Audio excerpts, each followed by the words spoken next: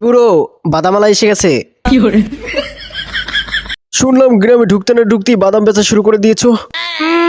দম আছে শহরে এত মেয়ে থাকতে, তুমি আমার মেয়েকে বাদামটা খাওয়াতে গেলে কেন? আমি যদি বলি আঙ্কেল, শহরে এতগুলো দোকান থাকতে আপনার মেয়ে আমার দোকানে বাদামটা কিনতে গেল কেন?